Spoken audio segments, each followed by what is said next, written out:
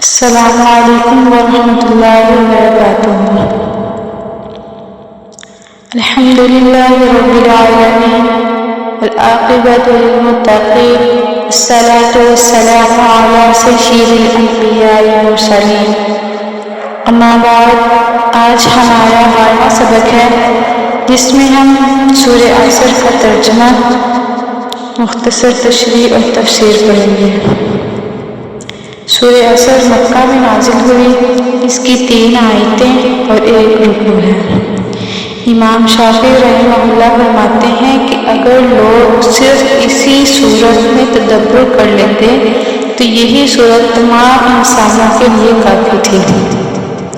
بسم اللہ الرحمن الرحیم۔ شروع کرتی ہوں اللہ کے نام سے جو بڑا مہربان نہایت رحم کرنے والا ہے۔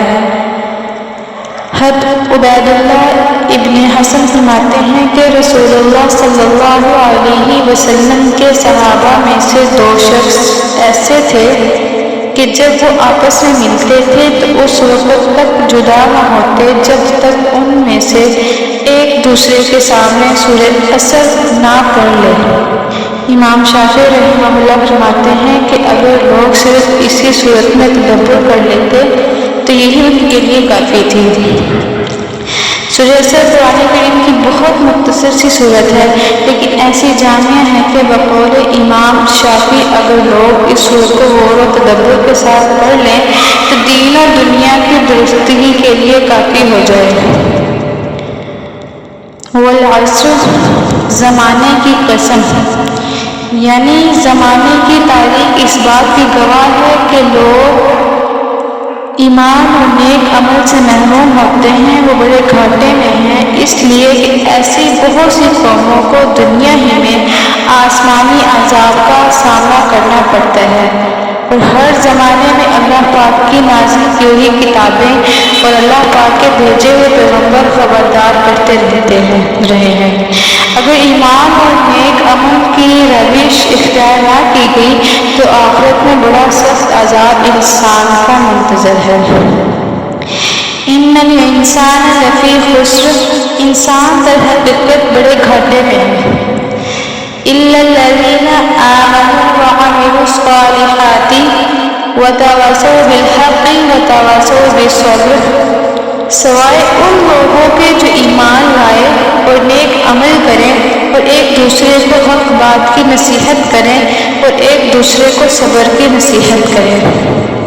اس سے معلوم ہوا کہ خود نیک بن جانا ہی کافی نہیں ہے، بلکہ اپنے اثر و سوچ کے دائرے میں دوسروں کو حق بات اور صبر کی تلقین کرنا بھی ضروری ہے۔ صبر قرآن کریم کی ایک اصطلاح ہے، اس کا مطلب یہ ہے کہ جب انسان کی دلی خواہشات اسے کسی فریضے کی ادائیگی سے روک رہی ہو یا کسی گناہ پر آمادہ کر رہی ہو، اس وقت ان خواہشات کو کچلا جائے، اور جب کوئی ناگوار بات سامنے آئے تو اللہ پاک کے فیصلے پر اعتراض سے اپنے آپ کو روکا جائے۔ ہاں، تقدیر کا شکوہ کیے بغیر اس ناگوار چیز کے تدارک کی جائز تدبر کرنا صبر کے خلاف نہیں ہے۔ حافظ ابن تیمیہ رحمہ اللہ فرماتے ہیں کہ انسان کو ایمان اور عمل صالح سے روکنے والی عادتیں 2 چیزیں ہوتی ہیں۔ ایک شبہات، یعنی انسان کے ایمان اور عمل صالحہ میں کچھ نظری اور فکری شبہات پیدا ہو جائیں جن کے سبب عقائد ہی مختلف ہو جائیں، اور عقائد کے مختلف ہونے سے عمل صالحہ کا خلل پذیر ہونا خود ظاہر ہے۔ دوسرا شہوات، یعنی خواہشات نفسانی جو انسان کو بعض اوقات نیک عمل سے روک دیتی ہے اور بعض اوقات برے اعمال میں مبتلا کر دیتی ہے۔ آیت مذکورہ میں وصیت حق سے مراد یہ ہے کہ شبہات کو دور کرے، اور وصیت صبر سے مراد یہ کہ نفسانی خواہشات کو چھوڑ کر اچھے اعمال اختیار کرنے کی ہدایت کرے۔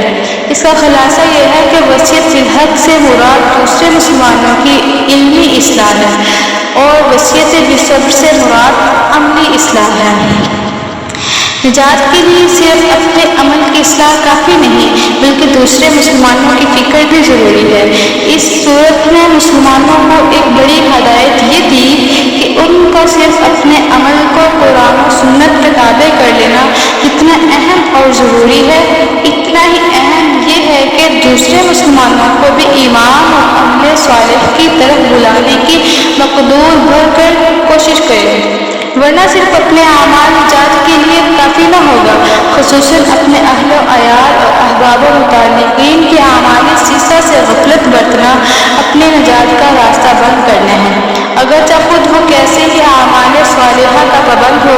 اس لیے قرآن و حدیث میں ہر مسلمان پر اپنی اپنی طاقت اور اختیارات کے مطابق امر بالمعروف اور نہی عن المنکر فرض کیا گیا ہے۔ اللہ پاک ہم سب کو اس آیت کی ہدایت پر عمل کی توفیق عطا فرمائے۔